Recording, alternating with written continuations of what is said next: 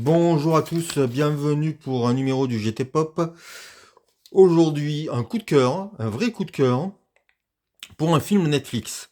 Ce film s'appelle Le Monde après nous et c'est réalisé par Sam Esmail. Alors, j'ai pris des petites notes parce que je veux pas dire de bêtises.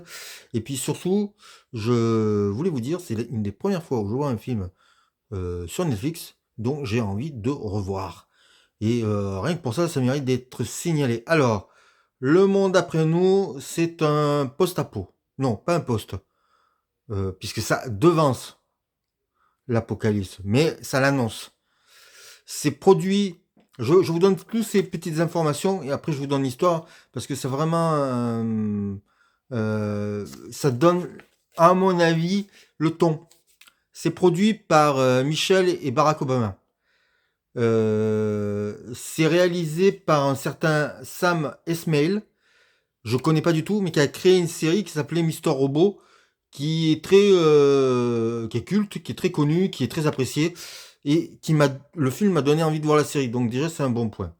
Alors, Le Monde après nous, c'est aussi euh, du talent à l'état pur dans le film. C'est Julia Roberts, Maher Shala Ali, Ethan Hawke, Naya La et Kevin Bacon. Le film, qu'est-ce que ça raconte? C'est l'histoire d'une bande de bobos new-yorkais qui décident de partir en week-end dans une maison, mais vous savez, louée comme, voilà, on fait un échange de maison ou on fait un Airbnb. Ben, c'est un peu le cas de ça. Donc, ils vont dans une baraque super belle et tout se passe bien. Euh, Ils vont à la plage, ils prennent le soleil, et puis d'un coup, un pétrolier, un bateau, leur fonce dessus, sur la plage. Ils s'échouent carrément sur la plage.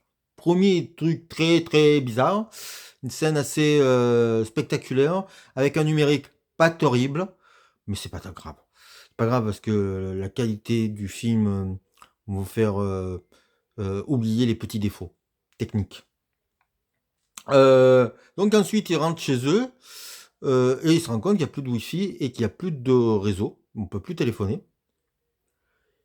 Et le soir, ils mangent, ils vont se coucher et quelqu'un frappe à la porte et c'est les propriétaires de la maison qui tapent à la porte pour dire voilà, excusez-nous, mais à New York, ça se passe pas bien parce qu'il y a une énorme coupure d'électricité, il y a des bouchons de partout.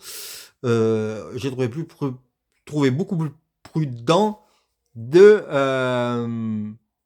de revenir ici. Et ils sont noirs, ce qui va parler aussi d'un autre sujet qui est le racisme.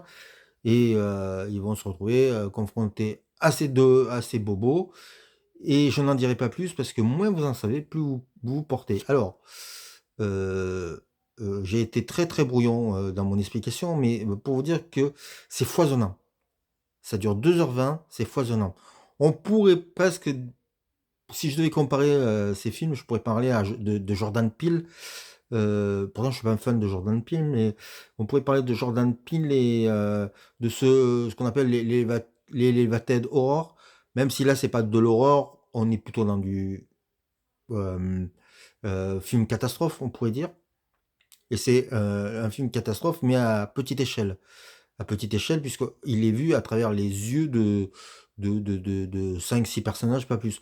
On pourrait penser à Shyamalan aussi. Donc quelque chose de fantastique moderne. Mais je mets un petit mais, et un grand mais même plutôt, parce que ça, petit mais ça va rien dire, c'est que le réalisateur sait qu'il tourne sur Netflix. Et là, je trouve que ce qu'il fait, c'est passionnant. Et je vais vous expliquer pourquoi. Déjà, le format est un 2,35, mais il va jouer avec des cadres complètement fous, comme si parfois on devait tourner la télé pour voir ce qu'on doit voir. Je pense, je pense que le réalisateur est un malin, est intelligent. Il s'est dit, voilà, il faut que je mette mal à l'aise le spectateur qui est normalement avachi sur son canapé. Comment je fais? Et à travers des cadres, des mouvements de caméra assez incroyables, il arrive à nous mettre dans un état d'inconfort qui est rare pour les productions Netflix. C'est pour ça que je trouve ça intelligent. Je pense qu'il a pensé à son format. Ensuite, comment dire, il sait s'entourer de gens qui pourraient, euh, qui ont une certaine sympathie du spectateur, comme Julia Roberts ou Ethan Hawke. Et Julia Roberts n'a pas un rôle sympathique. Euh, et ça fait du bien de le voir dans un rôle pareil. Moi, il y avait longtemps que je ne l'avais pas vu jouer au cinéma. Et elle peut jouer autre chose que la femme forte. Donc, en ce sens, c'est passionnant. Et puis, quand je parle qu'il parle de Netflix, la fin, il y a un message sur le DVD et sur le Blu-ray, sur le matériel, qui est assez passionnant par rapport à à la plateforme. Et il y a quelque chose comme, tiens, si on faisait un film contre cette plateforme, il y a quelque chose d'assez insidieux. Et je vous donne un indice, on parle beaucoup de la série Friends dans le film. Donc ce qui est étonnant parce que Mathieu Perry vient de disparaître il n'y a pas longtemps. Et ça nous raccroche beaucoup à notre époque. Et du coup, ça rend le film ultra complexe. La fin va vous paraître peut-être frustrante, va vous paraître ironique, étonnante, mais elle est passionnante. Et il y avait longtemps que j'avais pas vu une fin aussi radicale. Et pourtant, c'est pas du gore, c'est pas de la violence, c'est pas des trucs comme ça, mais radical dans ce qu'elle raconte.